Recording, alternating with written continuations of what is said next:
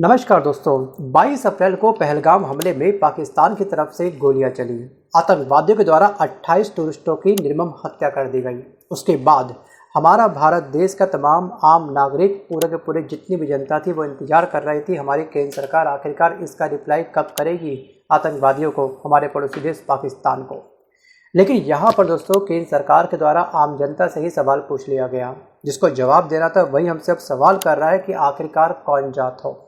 भारत में लोग चर्चा कर रहे थे कि आतंकवादियों ने धर्म पूछ करके लोगों का कत्ल किया, निर्मम उनकी हत्या की, और सरकार हमसे पूछ रही है भैया कौन जात हो। जो कल तक केंद्र सरकार महाराष्ट्र के अंदर ये कह रही थी कि एक है तो सेफ है, मतलब कि ये नारा दे रहे थे, कह रहे थे कि भैया बटोगे तो कटोगे, और जो जातिगत जनगणना है वो समाज को तोड़ने वाला एक जहर है।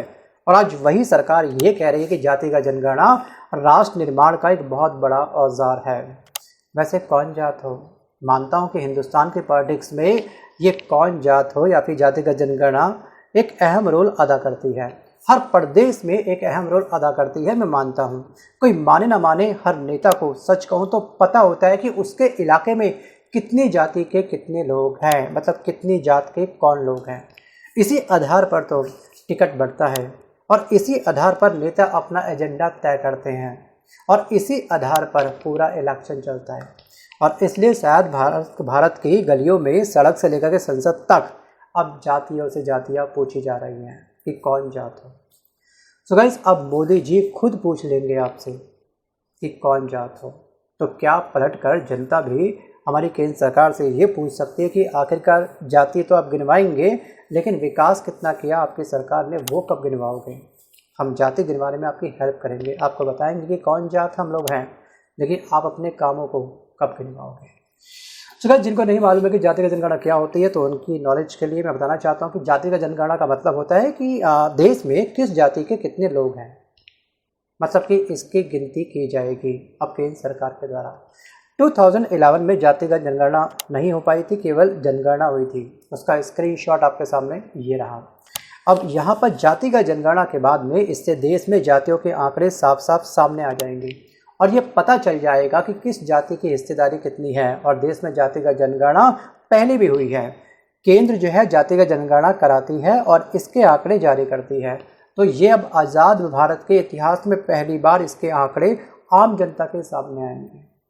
और 2011 में जातिगत गणना हुई थी, लेकिन तब इसके आंकड़े सरकार ने जारी नहीं करे थे। अब मेरा आपसे एक सवाल ये है कि आखिरकार 2011 में कौन सी सरकार थी, बीजेपी थी, कांग्रेस थी या फिर आम आदमी पार्टी। केंद्र के बारे में बात कर रहा हूँ मैं आपसे, केंद्र के अंदर किसकी सरकार थी, उस सरकार का नाम आप मुझे कमेंट जरूर करिएगा। और दूसरा सवाल मेरा आपसे ये भी है कि आखिरकार जातिगत जनगणना क्या सच में एक बहुत महत्वपूर्ण मुद्दा है हमारे भारत के लिए, आपको क्या लगता है। आते हैं वापस टॉपिक की तरफ। सो गाइस, पहलगाम हमले के बाद में जनता में पाकिस्तान के खिलाफ गुस्से के बीच सरकार ने जातिगत जनगणना की घोषणा करके सबको कफ्फी हक्का बक्का कर दिया, मतलब शौक कर दिया, चौंका दिया। बुधवार यानी कि बीते कल के दिन प्रधानमंत्री नरेंद्र मोदी की अध्यक्षता में हुई केंद्रीय कैबिनेट की राजनीतिक मामलों की समिति ने आगामी जनगणना के साथ में जाति की गिनती कराने का फैसला किया। और आज़ादी के बाद पहली बार सरकार घर घर जाकर के आपसे पूछेगी भैया कौन जात हो। आप सभी जानते हैं कि जातिगत जनगणना को लेकर के करीब 4-5 साल से जो भारत की राजनीति की तपिश है वो आग में तब्दील हो चुकी है। 2024, जी हाँ, वर्ष 2024 के लोकसभा चुनाव में विपक्ष ने खास तौर पर कांग्रेस, आरजेडी और समाजवादी पार्टी ने इसे एक बहुत बड़ा मुद्दा बनाया था कि जो केंद्र सरकार है वो जातिगत जनगणना क्यों नहीं करवाना चाहती है। वहीं पर दूसरी तरफ बीजेपी ने इसकी काट में एक है तो सेफ है, बटेंगे तो कटेंगे का नारा दिया था। और लोकसभा चुनाव के बाद में हुए सभी चुनावों में इस नारे का भरपूर इस्तेमाल किया गया था, चाहे वो हरियाणा के विधानसभा चुनाव हो, जम्मू कश्मीर के विधानसभा चुनाव हो, महाराष्ट्र के विधानसभा चुनाव के ना हो, या फिर दोस्तों वो झारखंड के विधानसभा चुनाव के ना हो। तमाम चुनावों के अंदर उन्होंने काफ़ी भर भर के इस नारे का प्रयोग किया था और इस नारे ने कहीं ना कहीं इनकी जीत में एक महत्वपूर्ण भूमिका निभाई है। आपने देखा महाराष्ट्र में कितने वर्षों बाद, सोचिए, इन्होंने इतने अच्छे तरीके से जीत हासिल करी। और आपने देखा होगा दिल्ली के अंदर विधानसभा चुनाव में केंद्र सरकार के द्वारा, मतलब कि भाजपा के द्वारा कितनी अच्छी जीत दर्ज की गई है। मतलब कि इस नारे ने कहीं ना कहीं केंद्र सरकार की एक बहुत बड़ी हेल्प करी है।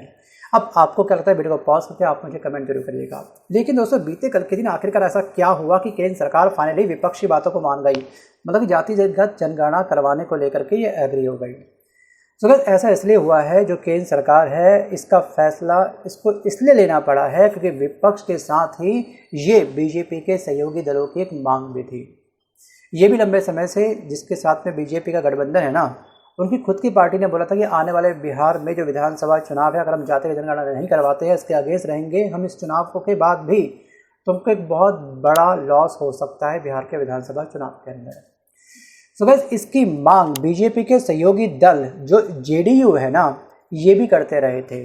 और जब बिहार के सीएम नीतीश कुमार महागठबंधन में थे, तब उनकी सरकार ने जाति सर्वे कराया था और आरजेडी के तेजस्वी यादव इसका श्रेय लेते रहे हैं। और विपक्ष जरूर इसे भुनाएगा और उनकी मांग पूरी हुई और सरकार को झुकना पड़ा बीते कल के दिन। लेकिन बीजेपी और एनडीए इसका क्रेडिट लेकर के अपने फ़ायदे में इसका इस्तेमाल कर सकते हैं आने वाले चुनाव के अंदर। लेकिन हम आम जनता को एक बात ध्यान रखनी है कि हमारे मुद्दे जातिगत जनगणना के अलावा भी काफ़ी सारे मुद्दे जो इससे काफ़ी ऊपर भी हैं, जैसे बेरोजगारी हो गई, महंगाई हो गई, किसानों के अपने खुद के मुद्दे हैं एमएसपी को लेकर के, महिलाओं के अपने खुद के मुद्दे हैं उनकी सिक्योरिटी को लेकर के, उनके महिला सशक्तिकरण को लेकर के। लेकिन उन सब मुद्दों पे आखिरकार बात कब होगी, आपको क्या लगता है? अब बात करते हैं कि आखिरकार जातिगत जनगणना क्या है, कब शुरू हुई और कब बंद हुई। एक छोटा सा ओवरव्यू आपको पता होना चाहिए। तो अगर अंग्रेजी राज में 1881 से लेकर के 1931 तक जनगणना में जाति गिनी जाती थी और आज़ादी के बाद जातिगत विभाजन बढ़ने के डर से 1951 में से शट डाउन कर दिया, मतलब कि बंद कर दिया गया था। और इसके बाद जनगणना के साथ में एससी एसटी की जातिगत जानकारी दर्ज और प्रकाशित होती रही।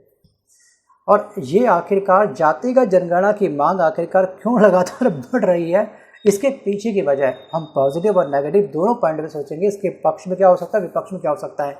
पहला दोस्तों कारण ये होगा कि आरक्षण की नीति 1 सदी पुरानी आबादी आंकड़ों के अनुमानों पर आधारित हो रही है और अब साक्ष्य आधारित नीति बनाने की आवश्यकता है। और दूसरा सबसे बड़ी वजह यह है कि इसकी मांग लगातार बढ़ रही थी कि समाज की असल तस्वीरें सामने आएंगी कि किस जाति का विकास हुआ और किस जाति का विकास नहीं हुआ। और तीसरा सबसे बड़ी वजह थी मांग की कि बिहार, कर्नाटक, तेलंगाना सरकारें जाति सर्वे करवा चुकी है। इससे सियासी बवंडर बढ़ा था कि इस बार आखिरकार ये एग्री क्यों नहीं हो रहे हैं। बिहार में ओबीसी, अन्य पिछड़े वर्ग और ईबीसी जिसको बोलते हैं आर्थिक पिछड़ा वर्ग की आबादी 63% अधिक निकली थी और इससे जो सियासी नज़रिया है वो बदला है। अब इससे क्या नुकसान होगा? इससे नुकसान ये हो सकता है कि जिस जाति का जनसंख्या जिस क्षेत्र में ज़्यादा होगी, उसी जनसंख्या के आधार पर उसी जाति का एक उम्मीदवार उस स्थान पे खड़ा कर दिया जाएगा। जबकि अपना उम्मीदवार खड़ा होता है तो एक अटैचमेंट बन ही जाता है, तो लोग उसी को वोट दे के आते हैं। लोगों को ये लगता है कि हमारे ही जाति का ये व्यक्ति है तो हमारे विकास के बारे में जीतने के बाद पक्का सोचेगा। अब कितना सोचेगा वे नहीं सोचेगा वो सब आपको जानते होंगे। और दोस्तों, भारत की राजनीति के अंदर ना ये जो जातिगत जनगणना है, ये जो मसला है इसका काफ़ी पेचीदा रह चुका है, पहले भी आगे भी रहेगा और भी अधिक ये तीखा मोड़ लेगा। आपको याद होगा 1931 में जब यूपीए की सरकार थी, मतलब कि जब कांग्रेस की सरकार थी, तब पहली बार जातिगत जनगणना कराने का फैसला यूपीए सरकार ने लिया था। लेकिन तब भी इसे शुरू करने से पहले काफ़ी जद्दोजहद हुई थी, काफ़ी बहस चली थी संसद के अंदर। सड़क से लेकर के संसद तक हर तरफ इसको लेकर के डिमांड उठ रही थी और कुछ लोग इसके खिलाफ भी थे।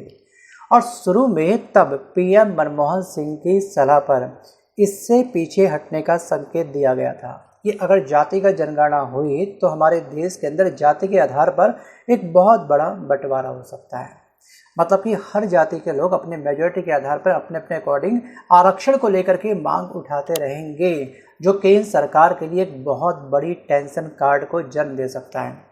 लेकिन क्या करें, यूपीए सरकार के द्वारा जातिगत जनगणना उनकी करवाना मजबूरी भी थी, क्योंकि इन्होंने यूपीए की सरकार ने अपने घोषणा पत्र में, अपने मैनिफेस्टो में इस चीज़ की बात रखी थी कि हम लोग जातिगत जनगणना करवाएंगे। अगर नहीं करवाते तो जुमला बन जाता ये, मतलब कि जनगणना हुई लेकिन वो डाटा जनता के सामने नहीं आया। और आरक्षण पर बहस ना आने वाले समय में और तीखी हो सकती है। जानकारों का ये मानना है कि अगर जातिगत जनगणना हुई तो ओबीसी को 27% आरक्षण देने का कोटा बढ़ाने की मांग भी उठेगी, बहुत ही जल्द उठेगी। और जब से आर्थिक रूप से कमजोर लोगों को 2019 में केंद्र सरकार ने 10% आरक्षण दिया है, तब से ये मांग और अधिक उठ रही है कि ओबीसी का भी आरक्षण बढ़ाया जाए। और कांग्रेस पहले ही आरक्षण की सीमा को 50% फीसदी से बढ़ाने की मांग कर चुकी है। मतलब कि जातिगत जनगणना एक तरफ हुई नहीं और यहाँ पे आरक्षण की जो ज्वाला है वो भड़की नहीं। और यहाँ पर अब 1901 के तरफ अगर हम जाएं तो 1901 की जनगणना से पता चला है कि जो भारत है, भारत में 1646 जातियाँ हैं। अब तक केवल धर्म में हमारा भारत बटा हुआ था। अगर हम जातियों को ध्यान से देखेंगे ना तो 1901 में 1646 जातियाँ हैं और 1931 की जनगणना होने तक ये संख्या 4147 जातियों तक पहुंच चुकी थी, 4147 जातियों तक। और उसके मुकाबले अब अकेले ओबीसी में हजारों जातियां हैं। और 1980 में जो मंडल आयोग की स्थापना हुई थी, उस मंडल आयोग ने जो जातिगत जनगणना के आधार पर जो सर्वे किया था, उसके आधार पर अपनी इन्होंने जो रिपोर्ट जनरेट करी थी, जो बनाई थी, उसमें यह बताया था कि 3428, जी हाँ 3428 जातियों की पहचान ओबीसी के रूप में की गई है। मतलब कि यहाँ पर जातियों पे जातियाँ बढ़ती जा रही हैं। क्या सच में क्या जातिगत जनगणना हमारी एक बहुत बड़ी आवश्यकता है? अब आपको क्या लगता है? वीडियो को पॉज करके आप मुझे कमेंट जरूर करिएगा। सो गाइस, आज के इस वीडियो में बस केवल इतना ही। मिलता हूँ जब तक नए वीडियो के साथ में, तब तक के लिए धन्यवाद।